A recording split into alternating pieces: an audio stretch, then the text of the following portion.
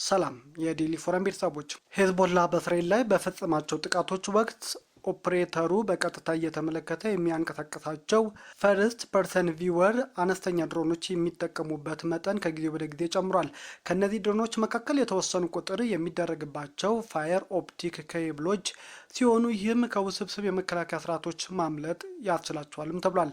ቢቢሲ ቬሪፋይድ አረጋገጥኩት ያለው ምስል እንደሚያሳየው የሊባኖስ ታጣቂ ቡድን ከመጋቢት 17 ጀምሮ ለቀቃቸው 35 ቪዲዮዎችን መርምሯል። ቪዲዮዎቹ ሄዝቦላ ደቡባዊ ሊባኖስና ሰሜን እስራኤል ውስጥ በሚገኙ የእስራኤል ወታደሮች ብረት ለበስ ተሽከርካሪዎችና የአየር መከላከያ ስርዓቶች ላይ የፈጸማቸው ጥቃቶች ናቸው። አነስተኛ ድሮኖቹ የራዳርም የመለያ ስርዓትን በቀላሉ ማለፍ ስለሚችሉ የእስራኤል መከላከያ ሰራዊት እስካሁን ድረስ ምንም አይነት ውጤታማ የመከላከያ እርምጃዎችን ማዘጋጀት እንዳልቻለ ባለሙያዎች ለቢቢሲ ተናግረዋል። ባለሙያዎቹ እንደሚያብራሩት ድሮኖቹ በገበያ ላይ ከሚገኙና በስሪዲ ፕሪንት ከተመረቱ አካላት ሊሰሩ የሚችሉ ናቸው። ማውደም ከሚቻላቸው ከፍተኛ ዋጋ ያላቸው ኢላማዎች ጋር ሲነጻጸሩም የሚያወጡት ገንዘብ ርካሽም ነው። በሩሲያና ዩክሬን ጦርነት የተስፋፋው ርካሽ የኤፍፒቪ ድሮኖች የመጠቀም ልምድ ዘመናዊ የውጊያ ስልትን ቀይሯል። የእስራኤል ጦር ስላደረሱት ጉዳት ዝርዝር መረጃ ይፋ አላደረገም። የእስራኤል መገናኛ ብዙኃን ዘገባዎች እንደሚያመለክቱት ግን በእነዚህ ድሮኖች አማካኝነት በተፈጸመ ጥቃት 4 ወታደሮችና 1 ሲቪል ሰው ተገድለዋል፣ በርካቶች ደግሞ ቆስለዋል። የኢራን ጦር ድሮኖቹ የደቀኑትን አደጋ እንደሚገነዘብና የመከላከያ አቅሙን ለማጎልበት ይበልጥኑ ውጤታማ የሆኑ የማስጠንቀቂያ ሞዴሎችን ለማዘጋጀት እንዲሁም የወታደሮችን ዝግጁነትና ስለ ስጋቱ ያላቸውን ግንዛቤ ለማሳደግ እንዲቻል ከፍተኛ ሀብት እያፈሰሰ መሆኑንም አስታውቋል። ኢንስቲትዩት ፎር ናሽናል ሴኩሪቲ ስታዲስ የተባለው ተቋም መረጃ እንደሚያሳየው የእስራኤል ጦር የኤፍፒቪ ድሮኖችን ለበርካታ ዓመታት ሲጠቀም ቆይቷል። በአሁኑ ወቅትም በደቡባዊ ሊባኖስና በጋዛም በሐማስ ላይ በሚፈጽማቸው ጥቃቶች እንደሚጠቀምባቸው ተቋሙ ገልጿል። ወታደራዊ ተንታኞች የሊባኖስ ሰራዊት የቀድሞ ጀኔራል የሆኑት ሂሻም ጃበር ለቢቢሲ አረቢክ እንደተናገሩት ኤፍፒቪ ድሮኖች በራዳር ላይለዩ ይችላሉ። ሄዝቦላ በክምችቱ የሚገኙትን በመቶዎች የሚቆጠሩ ይህ አይነት ድሮኖችን በመጠቀም ታንኮችን ጨምሮ የተለያዩ ብረት ለበስ ተሽከርካሪዎችን ማክሸፉን ያስረዳሉ። ሄዝቦላ ለበርካታ ዓመታት ትላልቅ የጥቃት ድሮኖችን በመጠቀም በሰሜን እስራኤል የሚገኙ ኢላማዎችን ሲመታ መቆየቱን የተናገሩት ጃበር አሁን የኤፍፒቪ ድሮኖችን መጠቀም መጀመሩ ፍጹም የተለየ ምዕራፍ ውስጥ መግባቱን የሚያመለክት ነው ሲሉም ገልጸዋል። ቢቢሲ ቬሪፋይ ከመጋቢት 17 አንስቶ በሄዝቦላ ቴሌግራም ቻናል ላይ የተለቀቁ 100 ገደማ ኤፍፒቪ ድሮኖችን ጥቃቶችን የሚያሳይ ቪዲዮዎችን አግኝቷል። ከነዚህም ውስጥ የ35ቱን ትክክለኝነት አረጋግጫለሁ ብሏል። ሄዝቦላ ግጭቱ ከተጀመረ የካቲት 23 በፊት ይህ አይነት ጥቃት የሚያሳይ ቪዲዮም እየለቀቀም አልነበረም። ሐሙስ ግንቦት 6 ቀን የተለቀቁና ትክክለኝነት የተረጋገጠ አንድ ቪዲዮ ቢያንስ 4 የኤፍፒቪ ድሮኖች ኪሪያት ሽሞና በተባለው አካባቢ አቅራቢያ በሚገኝ የእስራኤል የድንበር ካምፕ ላይ ተከታታይ ጥቃት ሲፈጽሙና ወታደራዊ ተሽከርካሪዎችን በቅደም ተከተል ኢላማ ሲያደርጉም ያሳያል። ቢያንስ 2 ተሽከርካሪዎች ከፍተኛ ጉዳት እንደደረሰባቸው ወይም እንደወደሙም መመልከት ተችሏል። ቢቢሲ ታይበህ ከተማ ውስጥ የተፈጸመ ቢያንስ 2 ጥቃቶች ጨምሮም በደቡብ ሊባኖስ የደረሱ ተመሳሳይ የድሮን ጥቃቶችን ተከታትያለሁ ብሏል። ቪዲዮዎቹ ወታደራዊ ኢላማም ሲያደርጉም ነው የሚያሳየው ብሏል። ቃጠሎ ደግሞ የቆሰሉ ወታደሮችን በማዳን ላይ የነበሩ የእስራኤል ሄሊኮፕተሮች አቅራቢያ ሌላ ጥቃት ሲፈጸምም ይታያል። በዚህ ጥቃት 1 ወታደር እንደተገደለና 6 ሰዎች መቁሰላቸውን የእስራኤል መገናኛ ብዙሃን ዘግበዋል። ከነዚህ ድሮኖች ውስጥ አብዛኞቹም ሲበሩ የነበሩት በሬዲዮ ወይም በሌላ ገመድ አልባ ሲግናል ሳይሆን በፋይበር ኦፕቲክ ኬብል ግንኙነት ነው። ይህ መሆኑ አሁን በስራ ላይ ባሉ የእስራኤል ጥቃት መመከቻዎች ተጠቅመው መጥለፍን አዳጋች ያደርገዋል። በኪንግስ ኮሌጅ ለንደን የደህንነት ባለሙያ የሆኑት ዶክተር አንድሪስ ክሬግ ለቢቢሲ እንደገለጹት ፋየር ኦፕቲክ የእስራኤል የድሮኖች የመለየትና የመጥለፍ አቅም በአብዛኛው ጥቅም አልባ ያደርገዋል። በተለይም ድሮኖቹ የሚያበረው ኦፕሬተር ፈልጎ ማግኘትም ይበልጥ አዳጋች እንደሚያደርገው ነው የሚያስረዱት። እንደ ባለሙያው ገለጻ የእስራኤል ወታደሮች ይበልጥ በጥንቃቄ እንዲንቀሳቀሱ ይዞታቸውን እንዲያጠናክሩ እንደ መረብና የብረት ሳጥኖች ያሉ አካላዊ መከላከያ ዘዴዎችን እንዲጠቀሙ እያስገደዳቸው ነው። ወዲያውም ለሚወሰዱ አካባቢያዊ የመከላከል እርምጃ የበለጠ ትኩረት መስጠት ግዴታ እየሆነባቸው እንደሆነም ተናግረዋል።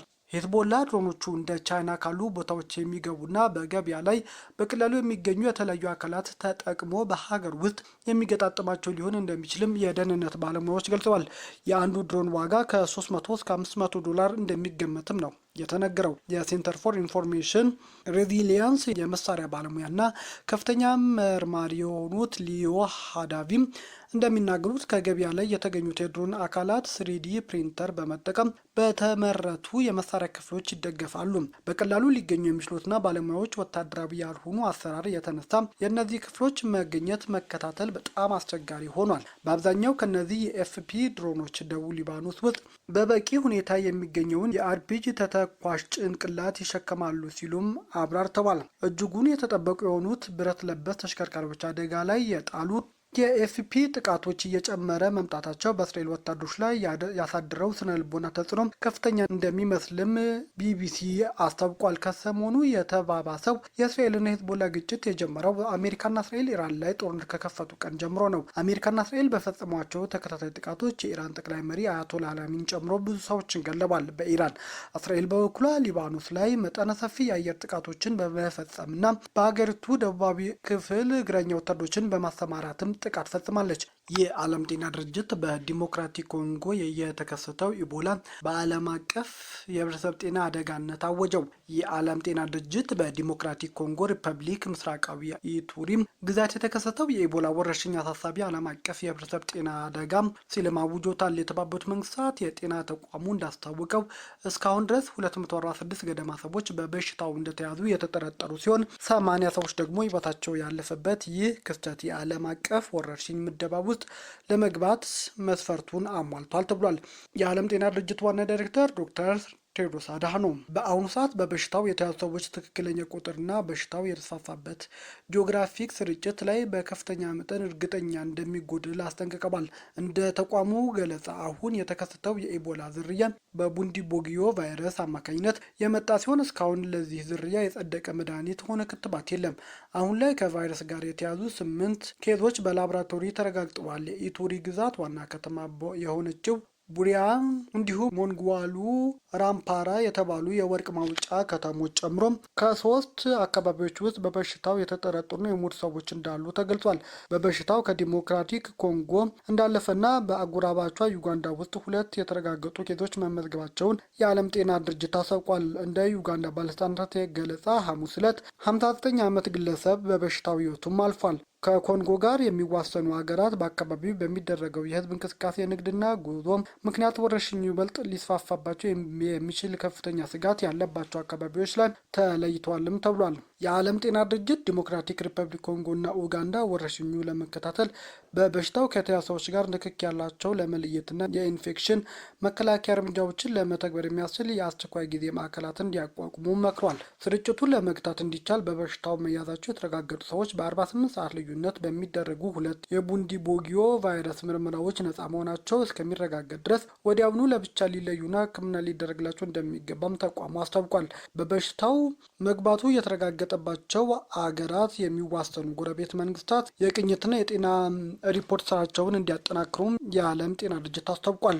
ወረርሽኙ ከተከሰተበት ቀጠና ውጭ ያሉ ሀገራትም ድንበሮቻቸውን መዝጋት ወይም የጉዞን የንግድ እግድ መጣል እንደሌለባቸው የዓለም ጤና ድርጅት አስረድቷል። እንዲህ አይነት እርምጃዎች ብዙ ጊዜ ከፍርሃት በመነሳት የሚተገበሩ እንጂ ሳይንሳዊ መሰረት እንደሌላቸውም አስታውቋል። ኢቦላ በአውሮፓ በ1976 ለመጀመሪያ ጊዜ የተገኘው በዲሞክራቲክ ሪፐብሊክ ኮንጎ ተብላ በምትጠራው ሀገር ግዛት ሲሆን የተሰራጨቱም ከሌሊት ወፍ እንደሆነ ነው የሚታመነው። በዓለም በተከሰቱ ወረርሽኞች ውስጥ በገዳይነት 17ኛ ደረጃ ላይም ኢቦላ ተቀምጧል።